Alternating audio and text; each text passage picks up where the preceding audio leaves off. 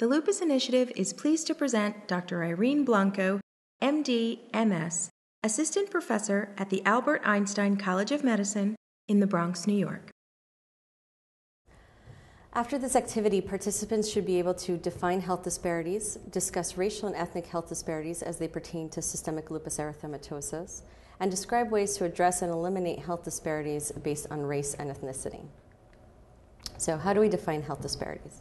Health disparities are defined as differences in the incidence, prevalence, mortality, and burden of disease among populations in the United States based on age, gender, race, and ethnicity.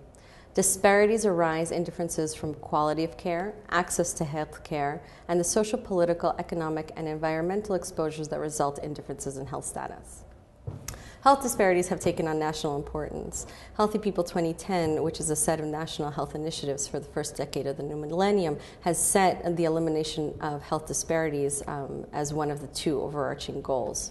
So actually in September 2010, the NIH announced the transition of the National Center of Minority Health and Health Disparities to the National Institute of Minority Health and Health Disparities. This transition gives the Institute a more defined role in the NIH's research agenda, and it authorizes the new institute to plan, coordinate, review, and evaluate all minority health and health disparities research activities conducted and supported by the NIH.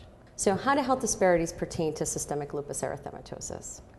As we all know, systemic lupus erythematosus is a chronic systemic autoimmune disease. SLE can often affect multiple organ systems and sometimes have devastating consequences. While life expectancy has greatly improved, the average 15-year survival rate is still only 80%. Male to female ratio of the disease is 12:1 during the childbearing years. However, it's closer to 2:1 during childhood and after menopause. Incidence in women is highest in the childbearing years, normally between the ages of 15 to 44 years of age, with maximum prevalence between the ages of 44 and 65.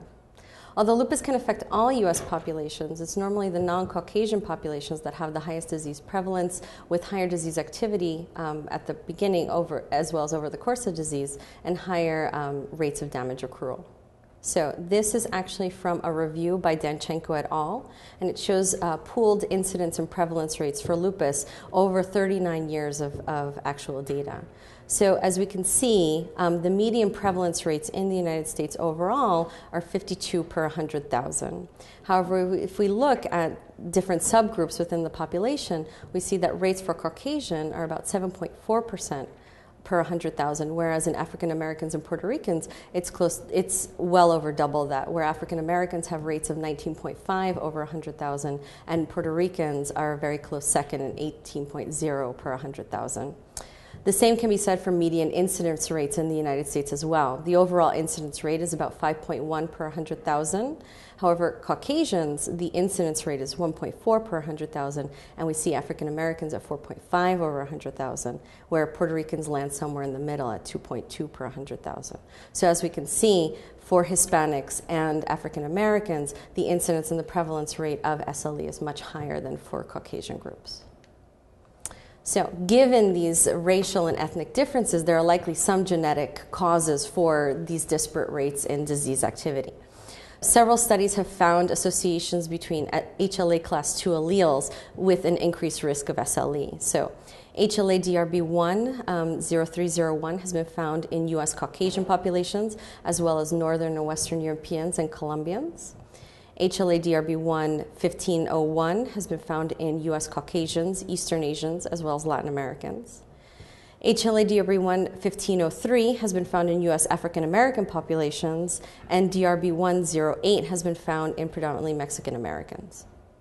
There are other candidate genes with strong links to SLE, STAT4, ICAM, IRF5.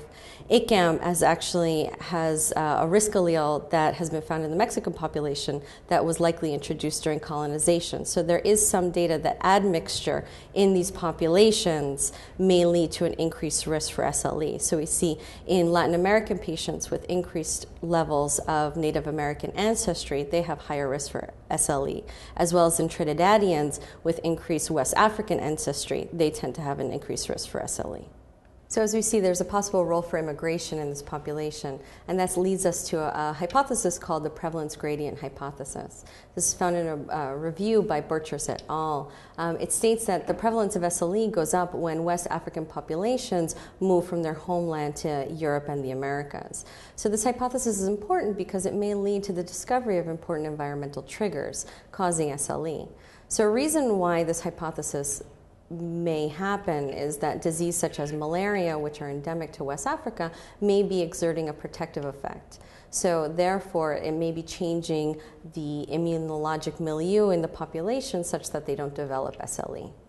Another reason why it may happen actually is that such diseases like malaria that are so endemic to West Africa may actually have much higher mortality rates than SLE. So therefore, the population unfortunately may not necessarily live long enough to develop lupus.